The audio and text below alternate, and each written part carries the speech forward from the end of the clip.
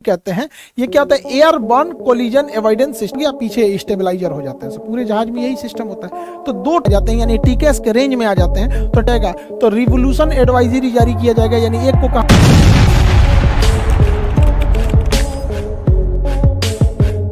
Collision से बचाता है। टीका से एक रडार होता है, रडार एंटीना के थ्रू अपने अगल बगल के एरिया को स्कैन करके वो डिटेक्ट करता है कोई दूसरा जहाज तो नहीं है, और अगर है तो वो किस डायरेक्शन में जा रहा है, कितनी हाइट है, और वो टकराएगा कि नहीं टकराएगा। इसी से ये बचाता है। अगर ये नहीं रहेगा तो हमेशा दुर्घटना होगी। 1996 में दिल्ली के पास चरखी दादरी में दो जहाज आपस में टकरा गए थे, जिसमें सभी लोगों की मृत्यु हो गई थी। तो ये टीकेएस का फुल फॉर्म क्या होता है, traffic collision avoidance system, TKS. इसी को हम लोग एकेएस भी कहते हैं। ये क्या होता है, airborne collision avoidance system, AKS या टीकेएस करते हैं। ये क्या चीज होता है, कैसे काम करता है, समझिए। देखिए, जब दो जहाज आपस में एक पास से गुजरते हैं तो उनके बीच में कम से कम 1000 फीट की दूरी होनी चाहिए। 1000 फीट की दूरी होनी चाहिए। ऊपर नीचे में ये डिस्टेंस, ऊपर नीचे में इतना ऊपर से निकल जाएंगे तो कोई खतरा नहीं है।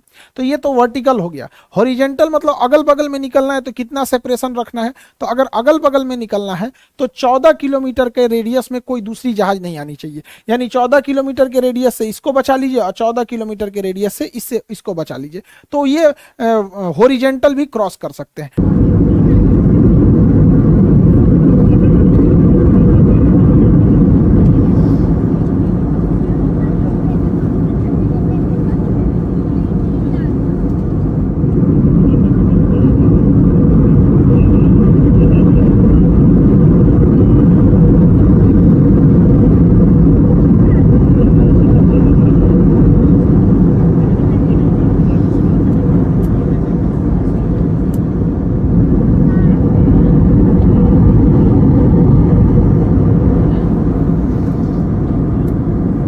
टीकेएस इसी डिस्टेंस को मेंटेन रखने में हेल्प करता है। अगर ये रेडियस कम होगा तो वो वार्निंग देने लगेगा, अगर ये पास आने लगेंगे तो दोनों प्लेन को वार्निंग देने लगता है टीकेएस सिस्टम। अब ये कैसे काम करता है उसको एक एक करके समझते हैं। टीकेएस का एंटीना जो होता है वो ये एस बैंड वेव को छोड़ता है। TKS antenna S band wave को छोड़ता है। इस पे लिखा होता है डू नॉट पेंट, पेंट नहीं कीजिएगा वरना वेव ही नहीं निकल पाएगा इसको। ये ऊपर नीचे भी स्कैन करता है, इसलिए फ्यूजलार्ज के ऊपर और नीचे दो एंटीना लगाया जाता है। फ्यूजलार्ज जहाज के मेन हिस्सा को फ्यूजलार्ज कहते हैं, जिसमें पायलट और पूरे पैसेंजर बैठे रहते हैं। वो पूरा का पूरा हिस्सा हो गया फ्यूजलार्ज हो गया, और ये विंग्स हो गया, पीछे स्टेबलाइजर हो जाते हैं। पूरे जहाज में यही सिस्टम होता है। तो दो ठो लगे होते हैं, एक फ्यूजलार्ज के ऊपर जो ऊपर के एरिया को स्कैन करता है, एक फ्यूजलार्ज के नीचे जो नीचे के टोटल एरिया को स्कैन करते रहता है। ये अपने अगल बगल यानी हॉरिजेंटली ये 40 नॉटिकल मील के एरिया को स्कैन कर लेता है कि इस एरिया में कोई दूसरी जहाज तो नहीं है, और ऊपर नीचे 10,000 फीट के एरिया को स्कैन कर लेता है कि इस एरिया में कोई जहाज तो नहीं है। अगर रहेगा तो दोनों जहाज एक दूसरे को इन्फॉर्म कर देंगे कि कौन कितने डिस्टेंस पे है, किस डायरेक्शन में जा रहा है, टकराने की तो संभावना नहीं है। अगर हवा में दो जहाज पास आने लगते हैं, लगभग 40 नॉटिकल मील के एरिया में आ जाते हैं, यानी टीकेएस के रेंज में आ जाते हैं, तो टीकेएस में लगा कंप्यूटर ये गणना करता है कि ये दोनों जहाज कहां जाकर टकराएंगे। जिस पॉइंट पर इनके टकराने की संभावना होती है उस पॉइंट को closest point of approach, closest point of approach यानी सीपीए कहा जाता है। तो क्लोजेस्ट पॉइंट ऑफ अप्रोच से दूर रहना चाहिए, वरना ये वो जगह होता है जहां दोनों की टकराने की संभावना होती है, और कितने मिनट बाद टकरा जाएंगे ये कैलकुलेशन टीकेएस का कंप्यूटर कर देता है, और इसके बाद वो वार्निंग देने लगता है।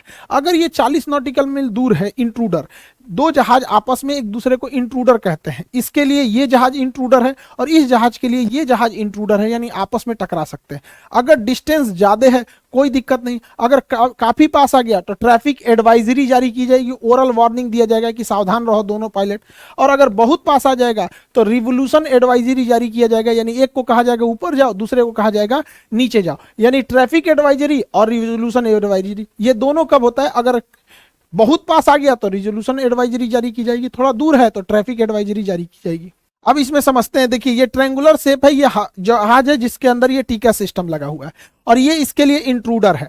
इंट्रूडर यहाँ डायमंड शेप में बना है, खोखला है, इसका मतलब ये 40 नॉटिकल मील से दूर है, यानी इससे डरने की कोई जरूरत नहीं है। खोखला डायमंड मतलब 40 नॉटिकल मील से दूर है।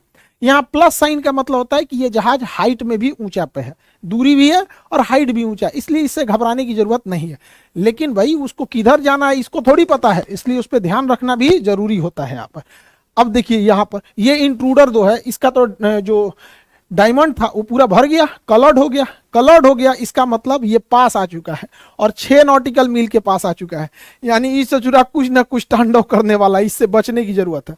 और माइनस दिखा रहा है, इसका मतलब पास है लेकिन नीचे है, पास में आ चुका है लेकिन हाइट नीचे है। तो कोई ससुरा कोई ठीक है उठा दिया तो टकरा जाएगा नहीं यहाँ पे, इसलिए इस पर थोड़ा ध्यान रखा जाता है क्योंकि ये काफी पास आ चुका है यहाँ पे 6 नॉटिकल मील। माइनस साइन ये दिखा रहा है कि वो हमसे नीचे है, हमसे नीचे है। अब अगला देखते हैं, ले ससुराई तो एम्बर कलर का हो गया, यानी ऑरेंज और